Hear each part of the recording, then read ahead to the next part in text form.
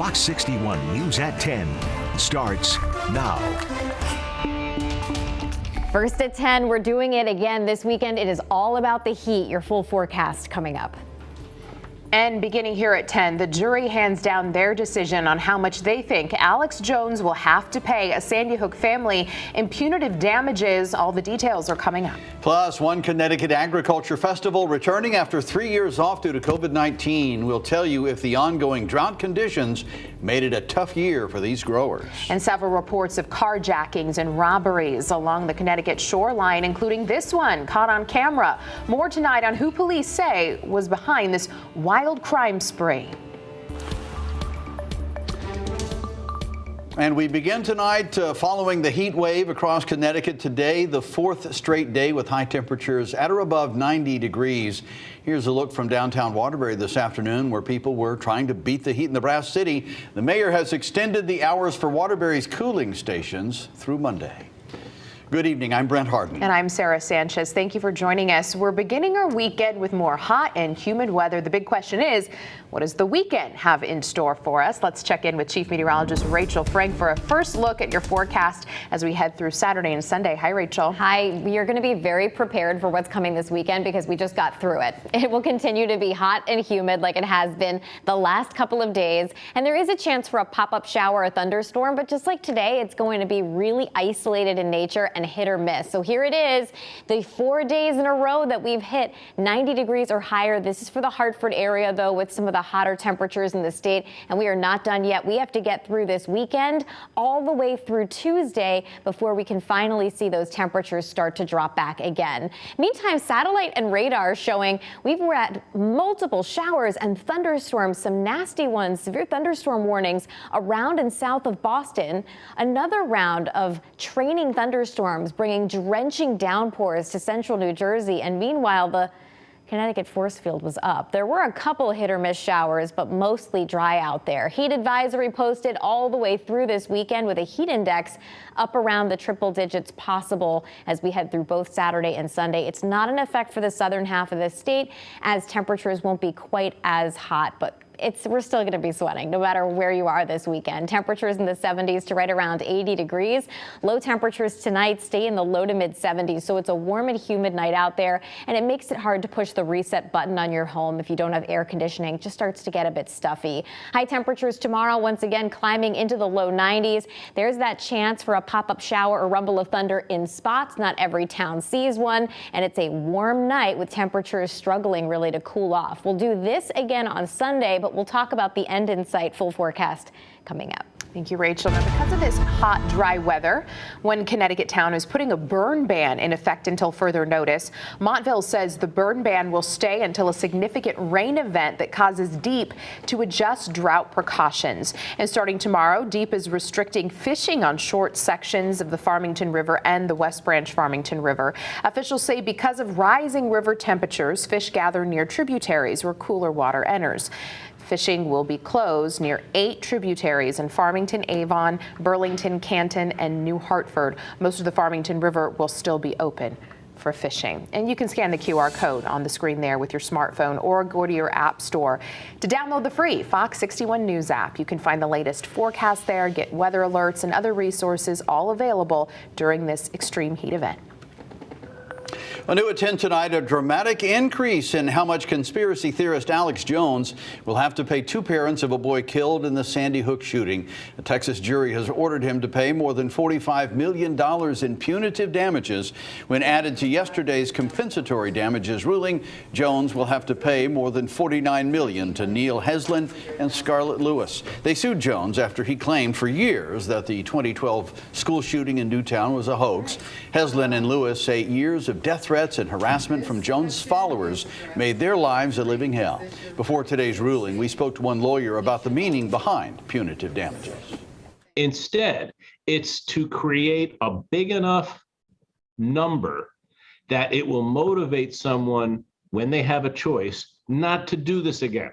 In this case, for example, there's a lot of evidence to suggest this person made hundreds of millions of dollars. And therefore, if the verdict isn't large enough, someone in his position can just say, it's the cost of doing business. Jones testified that he finally believes the Sandy Hook shooting was real. He faces another defamation lawsuit brought on by Sandy Hook families in Texas and a third suit back here in Connecticut. Well, new tonight, despite the heat and humidity this weekend, a popular festival is returning near the shoreline. The Potato and Corn Festival, or POCO Fest, in North Branford hasn't been held since 2019, but it's back this weekend, and Fox 61's Gabby Molina tells us the ongoing drought isn't stopping the fun. This year, POCO is bigger than ever. More rides, more fun, and of course, plenty of potatoes and corn in all different forms. It's easy to see why the heat didn't stop people from coming out. Do it up nice? Potatoes and corn, however you like them. I like the combination of potato corn, just smush them together, good to go. North Branford has a whole festival dedicated to them. POCO Fest is a tradition celebrating its 20th year. Pam Gary, who was the recreation director before me, started the festival on the softball field with just one booth selling potato and corns and some amusement rides, and had expanded it over the years to what you see here, which is beautiful. Winner! Today, it attracts thousands of people coming to enjoy the rides, the games, and of course, the food. I've never been before. I've driven by growing up, and it was always, Northford's like a small town, but this is definitely like a huge event. You always see like a ton of people here. How you doing? Everybody's now. And the heat and humidity didn't stop the crowds.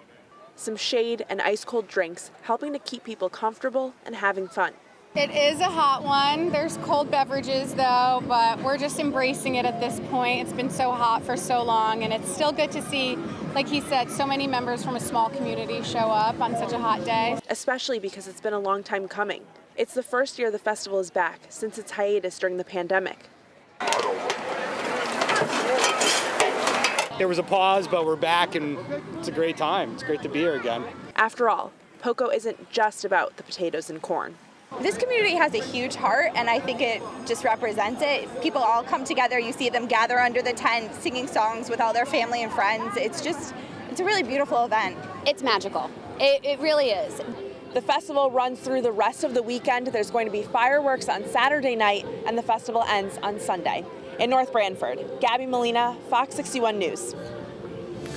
Well, new tonight at 10, 4 teens are arrested after police say they went on a wild crime spree through several towns.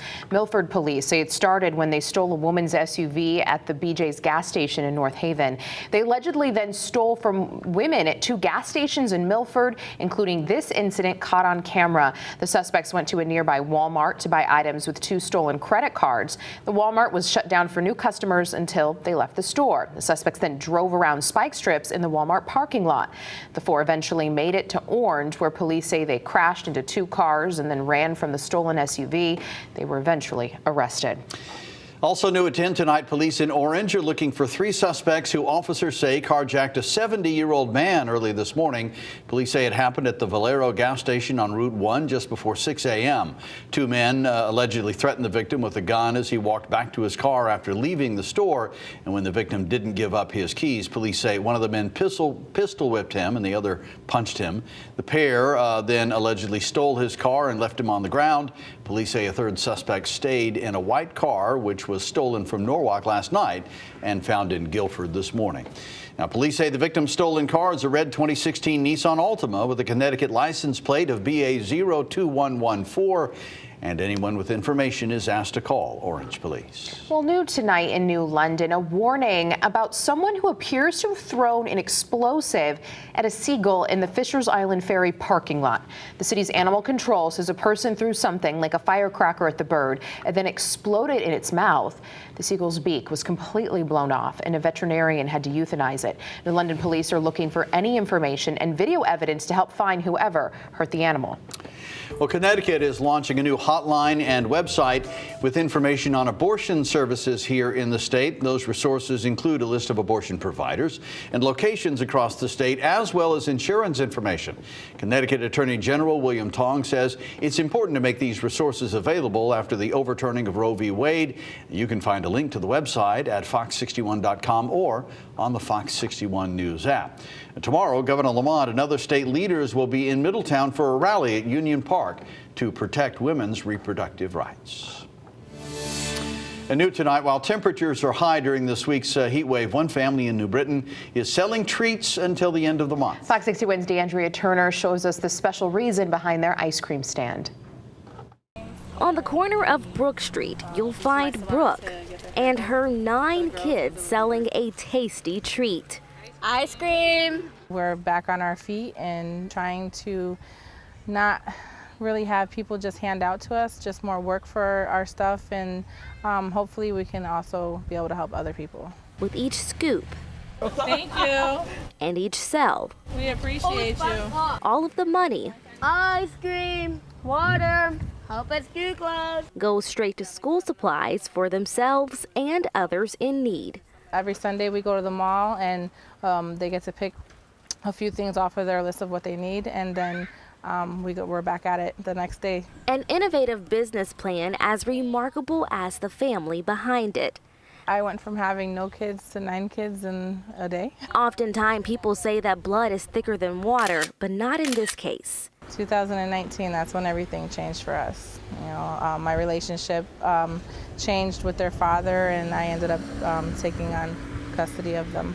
And while they are making sweet memories, It feels nice and that people actually care. they are hoping to give other families a sweet treat as well. Thank you. Have a great day. And then hoping that once we hit our goal for ourselves, that we can help a few other families. Spreading gratitude on the corner of Brook Street. Thank you for your support. In New Britain, DeAndrea Turner, Fox 61 News.